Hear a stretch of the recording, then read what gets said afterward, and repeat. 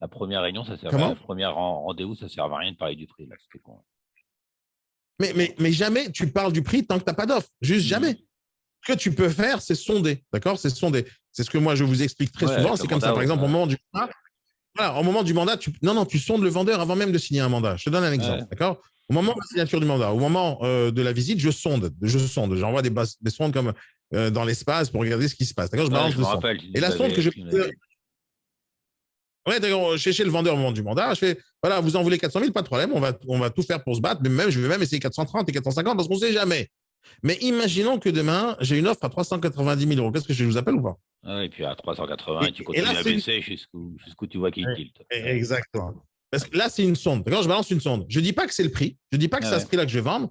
Je veux savoir si ça vaut le coup de commencer à bosser et de savoir s'il est négociable ou pas. Je le teste, je le sonde, d'accord? Mais Mhm. lui, je lui dis, je vous promets rien, mais je veux juste savoir parce que moi, je ne connais pas le prix. Je ne sais pas à quel prix ça va se vendre, monsieur. Je sais à quel prix vous voulez vendre, mais je ne sais pas à quel prix ça va se vendre. Votre prix, vous savez comment je l'appelle? Je l'appelle le prix de l'espoir. Maintenant, la vérité, elle va venir par le biais des acheteurs. Donc, quand les acheteurs ils vont venir, ils ont vu les photos, ils ont vu les annonces, ils m'ont vu moi, on a fait la visite, et là, ils ont craqué sur le bien et qu'ils vont me faire une offre, c'est ce jour-là où je vous dirai à quel prix ça va se vendre. Mais pas avant. Mhm. Et il y a Donc, même, il y a quelque chose, pardon Daniel, il y a quelque chose d'encore aussi important à faire lorsque tu es dans ce moment-là qui est extrêmement important, c'est de regarder les gens. De regarder les gens. Alors c'est vrai qu'il faut avoir un peu de déballe, etc. Mais quand tu as cette déballe-là, plus le fait de pouvoir regarder les gens, perso, quand je fais, il est clair que si j'ai une proposition à 400, je ne vais pas vous la faire. Mais quand je dis 400, les gens ils me disent, quoi? Et dans leur tête, je l'entends, quoi. Et j'enchaîne avec je ne vais pas vous la faire. Donc je mets vraiment en bas pour leur mettre un grand coup dans le cœur. Et après, je remonte. Mais par contre, si j'ai une proposition à 430, 420, et en fait, le fait d'avoir descendu beaucoup plus bas et de regarder les gens en même temps, tu vois si le regard il acquiesce ou pas, quoi. Mais c'est très subtil, ça comme ça, par bimordique, c'est pas facile. Mais faites-vous ce genre d'expérience avec les plus anciens. Et c'est génial, quoi. Mhm. si vous faites tout pour que les gens achètent, le prix n'a aucune importance après. Vous comprenez? Le prix n'a aucune importance. Les gens ne regardent pas le prix du bijou lorsqu'ils vont acheter une bague de fiançailles à leur femme. Ils ne regardent pas le prix. Ils ne regardent pas le prix. Ils s'en foutent. L'essentiel, c'est qu'ils ont envie d'impressionner. Comme les pans, tu comprends? On a envie d'impressionner. Donc, quand tu as envie de quelque chose, tu payes le prix fort. Tu payes. Et nous, on a pris trop la. Enfin, moi, des fois, je dis nous, ça m'énerve parce que je ne m'inclus pas dedans. Mais les agents immobiliers, ils ont pris l'habitude de présenter des produits, mais pas de les vendre. C'est-à-dire, quand vous mettez votre site Se Loger, enfin, vous mettez des annonces sur Se Loger et vous présentez un produit, c'est-à-dire les photos des chiottes, les photos de la cuisine, etc., vous êtes en train de faire une fiche technique et une proposition. Vous n'êtes pas en train de vendre un produit. Quand Mhm. on est en train de vendre un produit, tu regardes les publicités qui existent à la télévision. Regarde les publicités. Quand on te fait une vente de n'importe quel produit qui existe sur la planète, on te fait des belles photos, des belles images, on te met le produit en action, on te montre l'avant, on te montre l'après, on fait des actions pour te vendre un produit. Et quand tu arrives dans la boutique de n'importe quelle personne qui t'a vendu un produit, le vendeur, il sera là pour te dire les qualités, les défauts de ce bien, pourquoi il faut ci, il va te faire un comparatif. Il va essayer de te vendre le produit. Maintenant, quand les agents immobiliers travaillent, moi, quand je vois leurs annonces en ligne, je vois des fiches techniques, fiches techniques, fiches techniques, fiches techniques, et c'est des offres. On balance des offres. On n'essaye pas de vendre le produit. Et donc, pour vendre le produit, il faut embellir les photos, il faut faire des visites de ouf, il faut être un bon vendeur, il faut expliquer les points forts, les points faibles, répondre à toutes les questions. Et là, à ce moment-là, on vend des trucs. Et il faut chercher à vendre, pas chercher à présenter. C'est ça qui fait la différence lorsqu'on fait une visite. Est-ce que la personne elle a envie d'acheter ou c'est toi qui essaies de lui vendre? Donc, quand je dis vendre, c'est-à-dire donner l'envie d'acheter avec tout ce qu'il faut faire pour que ça se passe bien. Tu vois que tu fais une visite et tu vois que l'appartement est mal rangé. C'est pour ça que je vous dis tout le temps, quand vous faites une visite, vous venez 1 heure avant, 1 heure après. Parce qu'il faut et prospecter un tout petit peu avant, regarder le terrain un tout petit peu avant et regarder si le bien il est bien présentable. C'est-à-dire, tu vois que la personne, elle n'a pas bien rangé la cuisine. Ok, je te dis pas de faire la vaisselle ou d'embaucher quelqu'un tout de suite, mais tu peux venir 1 heure avant et tu fais des petites remarques. Oh là, attention, il y a une visite dans 1 heure. Oh, je vois qu'il n'y a pas la vaisselle. Attendez, je vais la faire. Et quand tu dis attention, je vais la faire, la personne elle va te dire non, non, non, je vais la faire moi. Elle ne va pas te laisser faire la vaisselle chez elle, c'est normal. Mais en faisant ça, la personne va faire la vaisselle. Et si tu vois une petite serviette ici dans le salon, etc., tu enlèves la serviette, tu dis est-ce qu'on peut ranger ça quelque part? Et tu organises la visite comme il faut. Si vous faites tout ce que je vous explique en visite, vous allez voir qu'il faut vous prendre, il faut télécharger, faut préparer une fiche de renseignement, vous allez afficher sur les portes, etc. Vous le faites, ce travail, lors de la visite, mais avant la visite, pas pendant. Et donc, quand vous préparez le produit à être vendu, donc à ce moment-là, les gens vont l'acheter. Ils vont l'acheter. Maintenant, il faut chercher à ce que les gens l'achètent. Il faut faire rêver les gens, il faut leur expliquer, il faut leur démontrer. Et une des choses qui va pousser les gens à acheter, c'est le bon prix. Donc, quand tu as l'acheteur, il n'est pas décidé, tu dis, il vous plaît le bien, oui ou non? Parce que je n'ai pas l'impression qu'il vous plaît. Ah, il vous plaît? OK, pourquoi vous ne l'achetez pas alors? Ah, parce que c'est trop cher. Faites-moi une offre. C'est pas très compliqué. C'est pas très compliqué. Il faut juste que les personnes aient envie d'acheter. Pour qu'ils aient envie d'acheter, il faut que tu leur présentes le produit de la meilleure manière. C'est pas parce que le produit est moche que les gens ne vont pas avoir envie d'acheter. Hein. Il y a des gens qui raffolent des produits moches. Ils raffolent. Ils raffolent de ça parce qu'ils veulent tout retaper. Donc, l'idée d'acheter un produit moche ou pas moche, c'est pas important. C'est important ce que les gens recherchent. À partir du moment où c'est ce que la personne recherche, ça va être son bonheur. Si quelqu'un recherche des choses à retaper, tu lui montres un truc tout cassé, ben, il est heureux. Si quelqu'un veut habiter tout de suite et qu'il achète, ben, tu lui montres un truc à retaper, ben, il n'est pas heureux. Pas compliqué. Pour chaque poubelle, il y a son couvercle. Il paraît. Il paraît. Et ça, c'est enregistré, bah, la vache. Ça, c'est pour tous les célibataires qui dépriment. C'est pas chaque couvercle. Hein. Chaque poubelle, il y a un couvercle. OK? C'est bon, Pierre? Ouais, c'est cool. Tu as compris le principe? Ouais. En fait, essaie de ne pas trop en rajouter, surtout quand tu parles avec les gens. N'en rajoute pas. Comment tu aurais dû faire? Voilà, viens, on va faire comme ça. Comment tu aurais dû faire avec ce vendeur, là où tu as vu le bien, il n'était pas compatible avec l'acheteur. D'accord? Ce que tu aurais dû faire, c'est de ne pas parler de l'acheteur déjà. Tu dis, super, ça va super bien chauffer. Ouais. Je vais lui envoyer tout de suite, etc. Et tu ne sais pas en plus, je ne sais même pas comment tu as pu dire que ça ne va pas lui plaire. Je ne sais même pas comment tu as fait ça, parce que ça aussi, je viens de me rappeler. Comment tu sais que ça ne va pas lui plaire? Oh bah là, c'était facile. On s'en fout, c'est pas intéressant pour tout le monde. C'est intéressant, c'est intéressant. Vas-y, dis-moi. Donc, l'acheteur en question, c'est un couple qui est à la retraite, qui a une super maison dans les terres avec 2000 mètres carrés de terrain, une belle longère. Et ils veulent quelque chose de plein pied parce qu'ils se voient vieillir un peu moins loin. Donc là, c'était moins loin de la ville, c'était bien. Mais il y a 100 mètres carrés de cour derrière. C'est un tout petit truc. Ils passent de 200 mètres. Et donc, c'est pas beau pour eux, ça ira pas. Et en plus, c'est pas de plein pied. Donc, c'est pas beau? C'est pas beau? C'est pas beau? Non, c'est pas de plein pied. OK, maintenant tu leur dis, et pour 50 000 € en dessous, vous l'aurez acheté ou pas? Parce que là, je vous mets un locataire à l'intérieur et vous louez pendant toute l'année. Est-ce que tu as proposé ça, par exemple? À qui? À celui qui vient acheter. Regarde, il y a un truc que vous oubliez tout le temps, et pourtant c'est la phrase pour moi la plus importante de votre vie, de votre carrière, c'est de pousser les gens à devenir des investisseurs. OK? De les pousser à faire ça. La majorité du temps, quand tu vas faire des visites à quelqu'un, la majorité du temps, les gens ne vont pas acheter du premier coup. La majorité du temps. La majorité de tous les biens que j'ai pu vendre, je n'ai jamais vendu du premier coup de la première visite. Sauf pour des investisseurs marchands de biens qui arrivent direct, ils y achètent dès l'annonce. Mais je ne te parle pas de ça. Quand tu parles avec des particuliers, ils ont toujours des critères spéciaux dans leur tête. Il y a toujours un détail qui cloche, il y a toujours un truc. Et je n'ai jamais vendu dès la première visite à quelqu'un. C'est probable que la première personne qui est venue visiter, elle est revenue visiter après, elle a acheté, mais ils prennent longtemps pour prendre leur décision, d'accord? Ces acheteurs-là. Non, ces acheteurs-là, quand tu les as entre les mains, qu'est-ce que tu fais avec? Maintenant, c'est où la personne, elle va venir et dire non, ça ne me plaît pas, alors que tu t'attendais à ça. Attends-toi à ce que ça ne plaît pas à tout le monde. Parce qu'au final, il n'y a qu'un seul acheteur. Dire, même si le bien, il va plaire à tout le monde et que tu amènes 100 acheteurs pour faire une visite, au final, tu auras un seul acheteur, pas 100.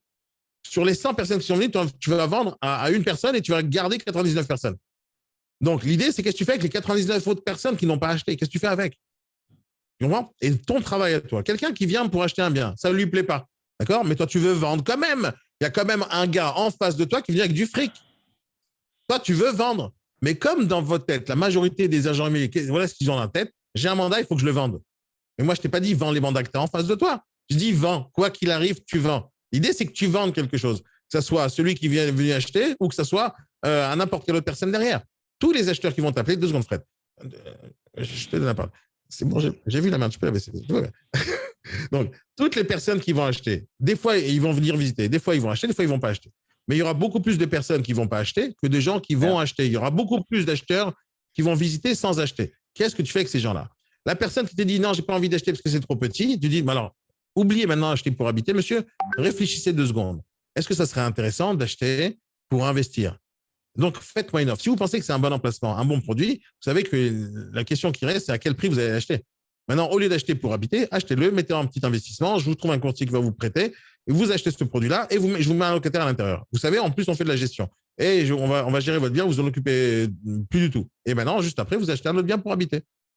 Mais mis à part ça, il va te dire non. Imaginons qu'il te dise non. Tu crois que tu as perdu la partie? Tu n'as pas perdu. Parce qu'à partir de ce moment-là, qu'est-ce qu'il va faire? Il va y réfléchir maintenant. Et tous les acheteurs que tu as eu au téléphone pendant ce temps-là qui n'ont pas acheté, il faut que tu leur proposes la possibilité de réfléchir à l'investissement immobilier, d'où les événements dont je vous ai parlé plusieurs fois. Si les gens ils deviennent des investisseurs dans leur tête, hein, à chaque fois que tu vas leur présenter quelque chose, ils vont voir une opportunité. Alors qu'à chaque fois, quand tu en parles pas, tu dis, monsieur, je veux trouver le bien de vos rêves, ben, c'est rare le bien des rêves de quelqu'un, c'est rare. Vous comprenez? Donc, n'importe quelle opportunité que tu as en face de toi, c'est bien pour toi. Un acheteur qui vient avec 400 000 euros pour un bien, regarde bien, regarde bien. Essaye de faire ça la prochaine fois, d'accord? Essaye de faire ça la prochaine fois. Imagine que tu présentes un bien à 400 000 ou à 200 000, peu importe. Imaginons 400 000, d'accord? Et tu présentes un bien à 400 000. Il y a un acheteur qui arrive. L'acheteur, il te dit non, j'ai pas envie. Qu'est-ce qui t'empêche, à la fin de la visite, de lui dire un truc comme ça? Monsieur, regardez, vous étiez capable d'aller acheter un bien pour 400 000 euros, d'accord? C'est bien, c'est un bon choix, vous avez le droit, d'accord? Mais c'est quand même 400 000 euros. Imaginons maintenant que vous allez me donner 100 000 euros, mais 4 fois. Je vous fais acheter 4 biens. Et si maintenant on divise les 400 000 euros en plusieurs fois, je peux vous faire acheter 10 000 biens. Pas 10 000, 10 biens. Parce qu'on va mettre les 400 000 euros en apport à 50 000 pour chaque bien et on va pouvoir investir plusieurs fois pendant l'année ou l'année prochaine. Et dans 15 ans, 20 ans, vous êtes rentier. Ça ne vous intéresse pas de mettre cet argent plus intelligemment quelque part dans l'immobilier? Il va te dire non la majorité du temps. Mais il va y penser. Il va y penser tout le temps. Et sa prochaine réflexion lorsqu'il voudra acheter, c'est est-ce que c'est un bon investissement ou pas? Si en plus, tu l'entretiens, cette personne-là, et tu lui envoies des mails et des vidéos pour lui expliquer la rentabilité, les investissements locatifs, etc., pourquoi c'est intéressant, le viager, pourquoi c'est intéressant en termes d'investissement, etc., si tu farmes les gens, c'est-à-dire tu entretiens la relation, à un moment donné, ils vont décider. Ils vont peut-être vendre leur appart pour récupérer cet argent pour en faire des investissements. Tu comprends? Mais si tu ne proposes pas ce truc, tu n'auras jamais l'offre qui va arriver derrière. Tu n'auras jamais la demande qui va arriver derrière, excuse-moi. Tu comprends? C'est mieux de transformer tous les acheteurs en investisseurs compulsifs. Tu vas les transformer en gens qui vont venir investir dans l'immobilier toute leur vie. Tu sais, c'est presque, j'ai envie de te dire, comme de la drogue. D'accord? Comme de la drogue. Je n'ai pas envie de dire ça, mais quand tu achètes de la drogue, c'est quoi le but du vendeur de drogue? C'est que tu deviennes drogué. Parce que plus tu deviens drogué, plus tu vas racheter chez lui. Accro, oui, accro. Plus tu vas être accro, plus tu vas acheter chez lui. Il s'en fout si tu achètes pour peu ou des fois pour beaucoup. Il sait que toute ta vie, tu vas acheter. D'accord? Et moi, quand je te parle de transformer les gens en investisseurs compulsifs, c'est grosso modo ça. Rends les fous de l'investissement immobilier. Dès qu'ils ont compris, maintenant, nous, on ne vend pas de l'arnaque. Quand ils vont investir, ils vont acheter des bonnes affaires. Tu vas leur expliquer ce que c'est qu'une bonne affaire, comment on l'achète, comment on investit, comment on prend des crédits. Tu vas lui expliquer tout ça, tu vas le sécuriser, son achat. Mais l'idée, c'est qu'il devienne investisseur compulsif. Quand tu transformes un gars qui veut l'acheter une fois dans sa vie, et maintenant tu vas lui faire acheter 4 fois dans sa vie, bah, tu as gagné 4 coms.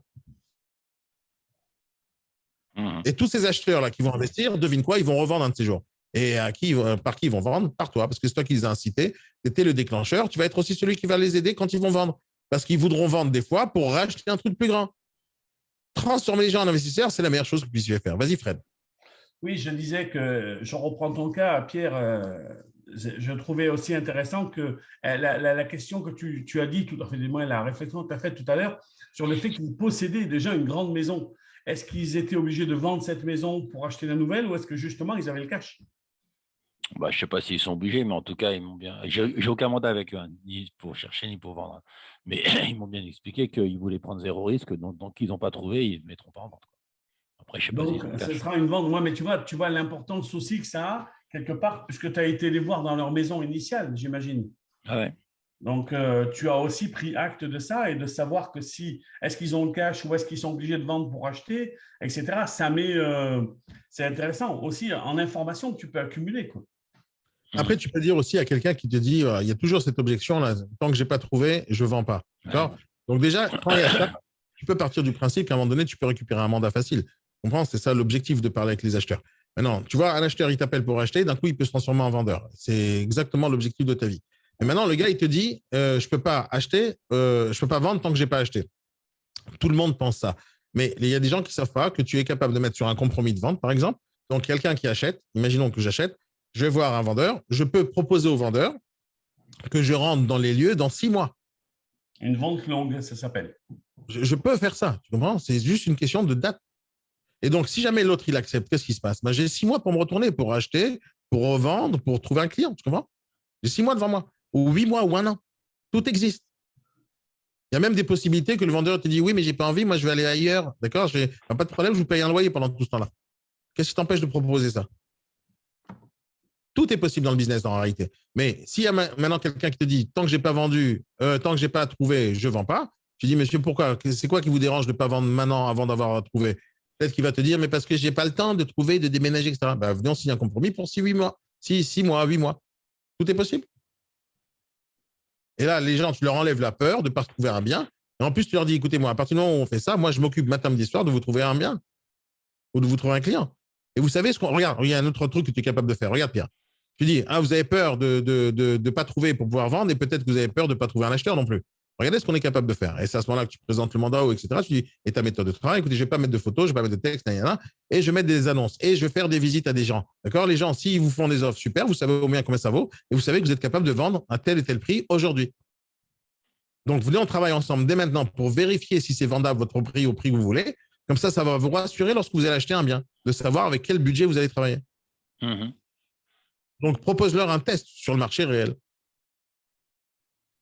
Tu comprends ou pas?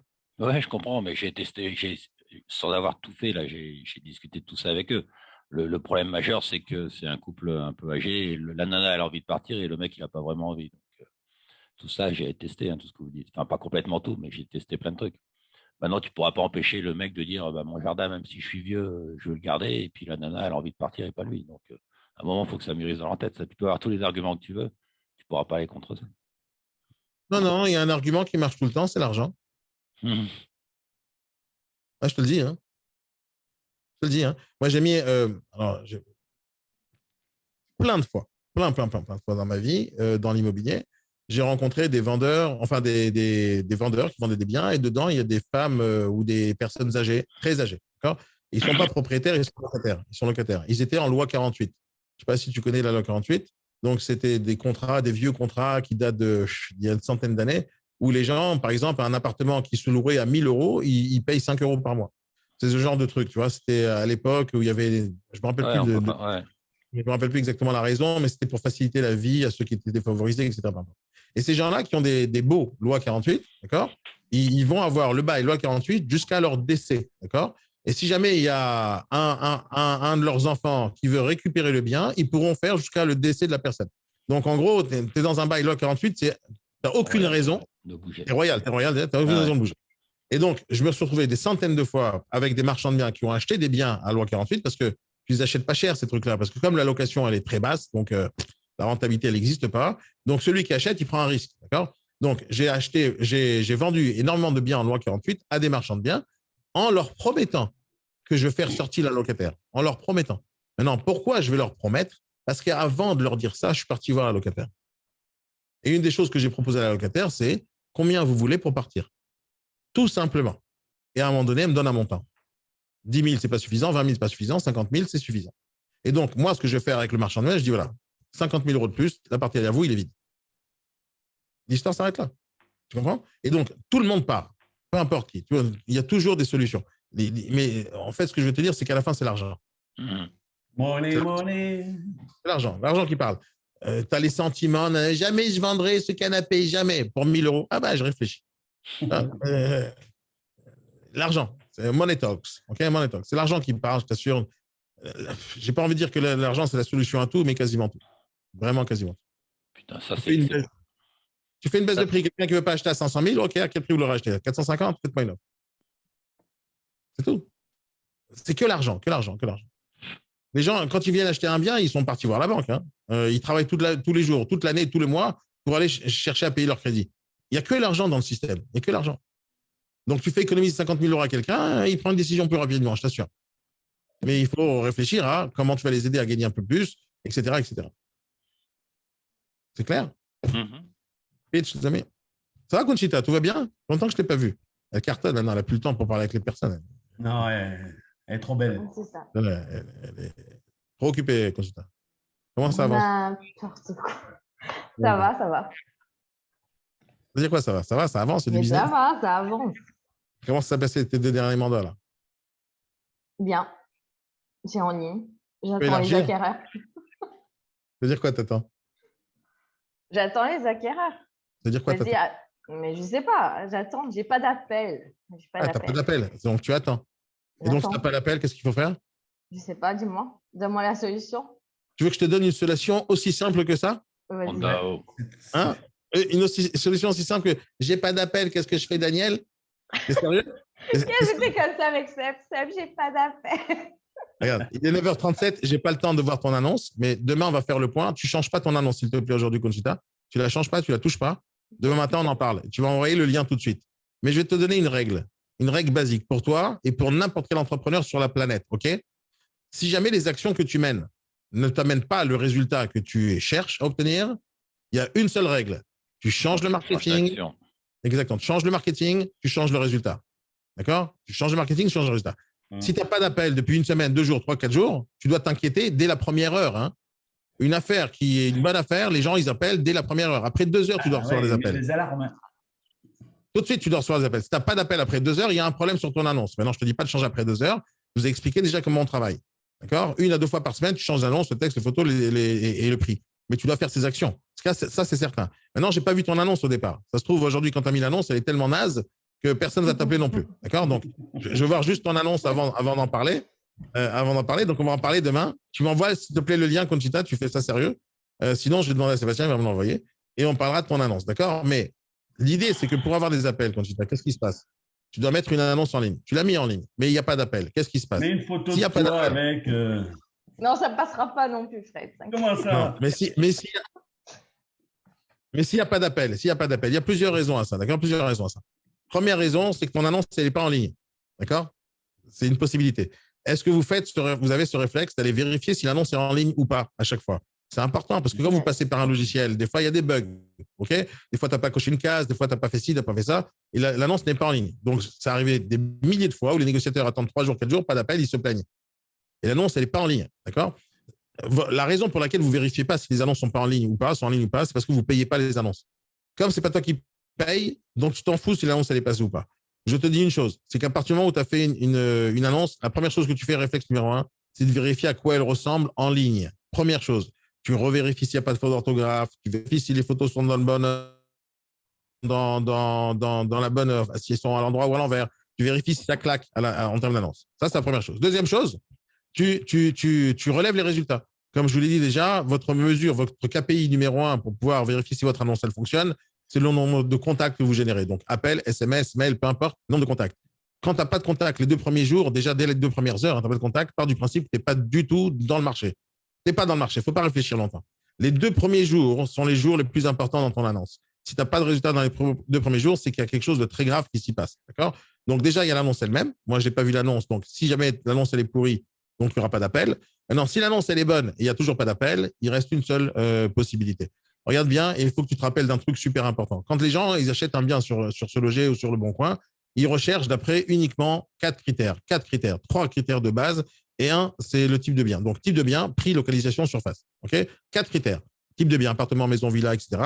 Prix, localisation, surface. C'est comme ça que les gens cherchent. D'accord? Ils ne cherchent pas autrement. Et même quand ils cachent des cases avancées du style plein de détails, ils vont avoir quand même les autres annonces quand même parce qu'ils ne vont pas être trop filtrés les annonces. Parce que sinon, tu ne vois pas grand-chose. Donc, ils vont te mettre tout ce qui est prix, localisation, surface qui correspond à tes critères de recherche. Et tu tombes dans les résultats de recherche. Si maintenant, après 2 jours, tu n'as pas d'appel, c'est que tu n'es pas tombé dans les résultats de recherche des gens. Maintenant, parmi les 4 critères, regarde bien. Si tu as fait rentrer un appartement, est-ce que tu peux changer sur ton annonce que ce n'est plus un appartement, c'est une maison? Est-ce que tu peux faire ça? Sur les 4 critères. Tu ne peux pas changer le type de bien, n'est-ce pas? Sauf si tu t'es trompé au départ. L'appartement, il fait 45 mètres carrés dans la réalité. Est-ce que tu peux me dire maintenant c'est 47 mètres carrés pour le même prix? Non. Ou c'est 55? Est-ce que tu peux changer la surface? Non. Est-ce que tu peux changer la localisation? Donc, c'est dans le 12e à Paris. Est-ce que tu peux dire non, maintenant c'est à Neuilly? Est-ce que tu peux faire ça? Non. Non plus, n'est-ce pas? Donc, est-ce que tu peux changer le nombre de chambres, etc.? Non, non plus. Il n'y a quasiment rien. Enfin, il n'y a rien sur le bien que tu es capable de modifier parmi ces 4 critères. Type de bien, prix, localisation, surface. Il y a un seul critère sur lequel tu es capable de jouer. Et c'est lequel critère? C'est le prix. C'est tout, point à la ligne. Donc, si tu n'as pas d'appel, la majorité du temps, pour moi, c'est 99% du temps, si tu n'as pas d'appel et tu suis ma façon de travailler sur la commercialisation, c'est-à-dire qu'on n'affiche pas vraiment le bien, on affiche des photos aléatoires, on met de l'illustration, on met un bon texte qui va englober la majorité des gens qui recherchent ce type de bien. D'accord? Si avec ma méthode, tu n'as pas d'appel, c'est qu'il y a un problème sur le prix. Point à la ligne. Si maintenant tu as mis des photos, je ne peux pas te dire que c'est le problème, c'est le prix. Tu comprends? Si tu mets des photos et que le bien est moche, les gens ils peuvent ne pas appeler parce que c'est moche, pas parce que c'est le prix. Tu comprends? J'ai mis la rue. Tu as mis la rue sur l'annonce. T'es sérieuse? Ouais, Non, mais mais genre, la exclusif. rue, il n'y a pas le nom de la rue. Ah, j'ai C'est cru en que tu avais mandat écrit. exclusif. Une photo de la rue, tu veux dire? Une Non, mais photo de la rue. rappelle-toi ce que je t'ai dit la dernière fois. Fais une photo comme si tu faisais un selfie. Vas-y, vous voulez voir le bien qui est derrière? Ok, demain rendez-vous à 14h. Et tu l'écris sur une image. Tu l'écris sur une image. Avec ma tête sur la photo? Avec ta tête. Mais qu'est-ce qu'il y a les problèmes avec ta tête? Putain, tu mets bien ta tête maintenant. Quel problème avec ta tête? Mets ta tête, ouais. Mets ta tête. Maintenant, mis à part ça. Là, tu parles que sur le G, le bon coin, etc. Et vous vous contentez de ça. Mais, Conchita, toi, il y a n'importe qui. Ça fait des mois que je te dis. Tu fais une vidéo sur Instagram, tu fais une vidéo sur YouTube, tu fais une vidéo sur TikTok et tu dis, voilà, qui veut acheter un 45 mètres carrés à Paris 11e, 3e étage sans ascenseur? Qui veut savoir à quel prix ça va se vendre? Faites des jeux, 2 secondes, Franck. Faites des jeux, par exemple, à votre avis, ce bien, il vaudrait combien à vos yeux? Et tu fais des jeux avec les gens et tu parles de ça. Et tous les jours, tu cherches des acheteurs qui vont s'inscrire dans ta mailing list. Tu comprends que ta vie, c'est ça? Mais vous vous contentez à aller chercher des mandats et attendre de trouver le mandat et le signer avec une fois avoir transpiré pour mettre une annonce pour générer des contacts. Et quand il n'y a pas de contact, tu dis, je fais quoi maintenant? Non, ton but, c'est de générer des contacts avant même que tu aies le bien.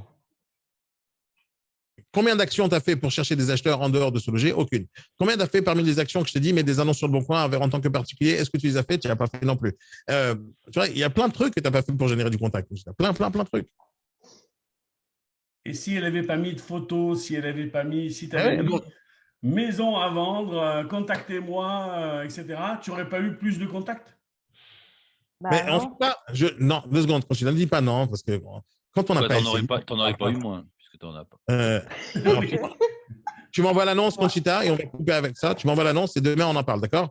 Donc, 1h44, on n'a pas eu le temps de faire ce que je voulais c'est bon. faire. On le fera demain. Tu m'envoies l'annonce, s'il te plaît, et on en parle demain. Je vais la décortiquer. Tu ne changes pas, s'il te plaît, tu ne bouges pas, ni une faute d'orthographe, ni rien. Tu corriges rien.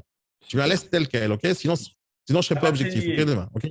Ça marche. Parce que des fois, ils me font ça, tu vois, ils me changent les annonces, ils me disent, t'as vu? Ah oui, mais non, donne-moi les trucs. Annonce. Bon, allez, c'est bon, c'est l'heure. OK, les amis. Allez à demain, les amis. Passez une très bonne journée. Amusez-vous bien. Franck, on n'a pas entendu Franck, du coup, alors. Non, mais c'était juste une petite Demain. aparté. Ah ouais, Franck, excuse-moi. Ouais, excuse-moi, Franck. Vas-y. Vas-y, Franck. Non, c'était juste une petite aparté pour répondre, je dirais, à ce que tu disais à Conchita. C'est que j'ai fait ma première vidéo. On l'a vu. Ah, j'ai pas vu, J'ai fait moi. ma première vidéo. Et ça m'a coûté, mais je l'ai fait. Donc, Daniel, tu peux aller voir. Voilà. Et j'ai parlé du village. Sur Insta? Sur Insta? Sur Insta, ouais. Mais je vais regarder, maintenant, regarde ce que tu vas faire, Franck. Tu regardes ce que tu vas faire. Tu vas apprendre. Alors, déjà, dans la formation Instagram, tu vas apprendre une des choses que je t'ai montré, c'est comment partager tes vidéos aux gens. Donc là, tu vas essayer de le faire maintenant tout de suite. Tu prends la vidéo que tu as sur Instagram. Donc, de Instagram, tu prends le truc. Il y a 3 petits points en haut de ta photo ou ta vidéo. D'accord? Il y a 3 petits points. Tu cliques sur les 3 petits points et il y a marqué copier le lien. Tu fais copier le lien et tu le balances sur le groupe Telegram. D'accord? Ou sur notre page Facebook ou sur le groupe Facebook. Tu dis, salut les amis, voilà ma première vidéo. Tac, et tu balances. OK? Donc, tu prends le lien, tu copies le lien, tu le balances sur Telegram. Je t'avais tagué. OK, bon. Je vais regarder ça. OK? Super. Bravo, Franck. Félicitations. Bonne journée à tous. Bienvenue dans le monde des réseaux sociaux. Allez, les amis, passez une très bonne journée. Amusez-vous bien. On se voit demain. Allez, bye bye.